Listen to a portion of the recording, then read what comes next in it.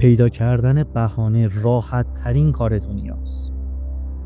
هر روز هزاران بهانه جلوی راهت سبز میشه که کاری رو انجام ندی. هوا گرمه، هوا سرده، خستم، حوصله ندارم، 1 ساعت دیگه شروع میکنم. بذار اول گوشی رو چک کنم، بذار برم بیرون، از فردا شروع میکنم، از هفته دیگه، از ماه آینده، از سال جدید.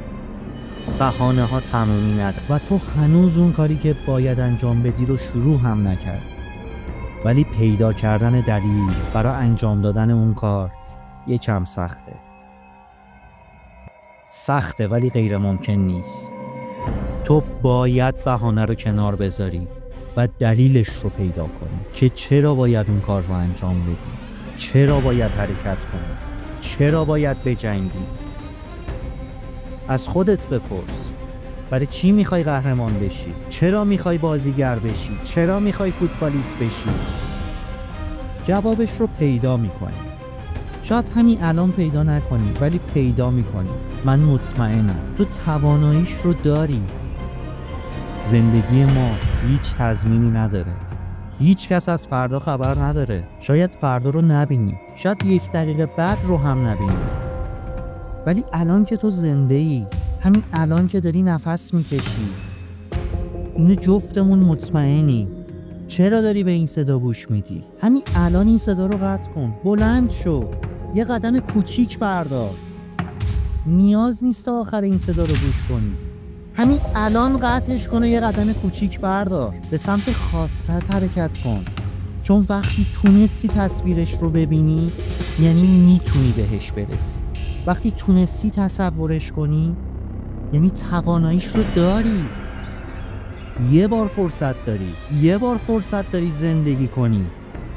میخوای چه کاری انجام بدی؟ تو باید همین الان یه قدم برداری به سمت خواستت. از چی میترسی؟ ترسای من و تو خنده دارن، مسخرن، ابلهانن. وقتی ترسات رو نگاه میکنی بهشون بخند. تصور کن توی رینگ بوکس هستی، ترسات جلوت ایستادن، داری بهشون مشت میزنی، داری لهشون میکنی و بعد فقط میخندی.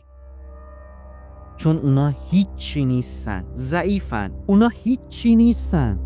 تو ترسات رو له میکنی. گوشه رینگ گیرشون بیار و لهشون کن، خوردشون کن. تنها کسی که میتونه ترسات رو بکشه تویی. تنها کسی که میتونه این مانع ها رو از بین ببره تویی.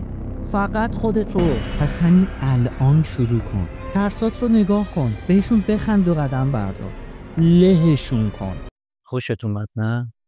حس میکنی الان از پس همه چیز برمیای، درسته؟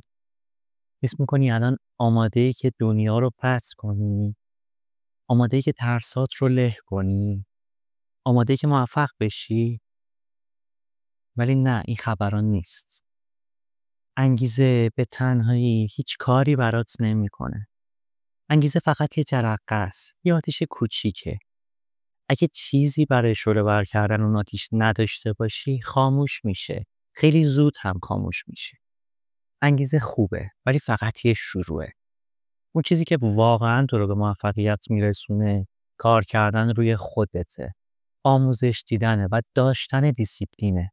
سلام، من محمد مقدمم و توی این کانال در مورد توسعه فردی و مهارت‌های لازم برای داشتن یه زندگی بهتر صحبت میکنم. اگه هنوز کانال رو سابسکرایب نکردی، الان بهترین وقتیه که دکمه سابسکرایب رو بزنی تا ویدیوهای بعدی رو از دست ندی. و برای اینکه این ویدیو به افراد بیشتری نشون داده بشه، ازت میخوام که حتما همین الان ویدیو رو لایک کنی. خب بریم سراغ ادامه صحبتمون. ببین، انگیزه یه احساس موقت. الان ممکنه این ویدیو بهت انگیزه داده باشه، ولی فردا صبح وقتی از خواب بیدار میشی، اون انگیزه ممکنه دیگه وجود نداشته باشه. چیزی که باعث میشه تو به خواسته هات برسی انگیزه نیست. اون چیزی که باعث میشه موفق بشی عادت‌ها، تلاش مستمر و نظم شخصی توئه. به جای اینکه فقط انگیزه داشته باشی، باید یه برنامه داشته باشی. باید هر روز به خودت قول بدی که حتی وقتی انگیزه نداری حرکت کنی. حتی وقتی خسته‌ای، حتی وقتی حوصله نداری. پس از همین الان شروع کن روی خودت کار کن. به جای اینکه فقط انگیزه داشته باشی، دیسیپلین داشته باش. دیسیپلین یعنی این که حتی وقتی هیچ کس نمیبینه، حتی وقتی هیچ کس تشویقت نمیکنه، تو کار خودت رو انجام بدی. میخوای موفق بشی؟ پس باید یاد بگیری که هر روز بدون بهونه یه قدم کوچیک برداری. اینجا چند تا نکته عملی برات دارم که بهت کمک میکنه واقعا به موفقیت برسی. نکته اول، هدف گذاری واضح داشته باش. اولین قدم اینه که هدفات رو مشخص کنی. چیزی که میخوای به دست بیاری باید واضح باشه. یه هدف مبهم مثل میخوام موفق بشم هیچ وقت تو رو جلو نمیبره. به جای این بگو میخوام مثلا ظرف 6 ماه وزنم رو 10 کیلو کم کنم، یا میخوام توی شغلم تا پایان سال یه ارتقا بگیرم. وقتی هدفت واضح باشه میتونی براش برنامه‌ریزی کنی. نکته دوم، هر روز یه قدم کوچیک بردار.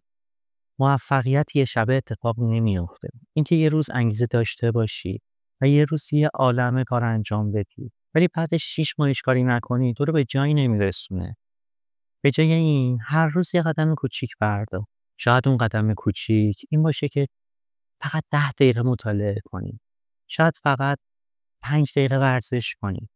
ولی وقتی هر روز یه قدم کوچیک برداری، اون قدم‌های کوچیک تبدیل میشه به یه مسیر بزرگ. نکته سوم، هیچ وقت یادگیری رو متوقف نکن. هیچ وقت.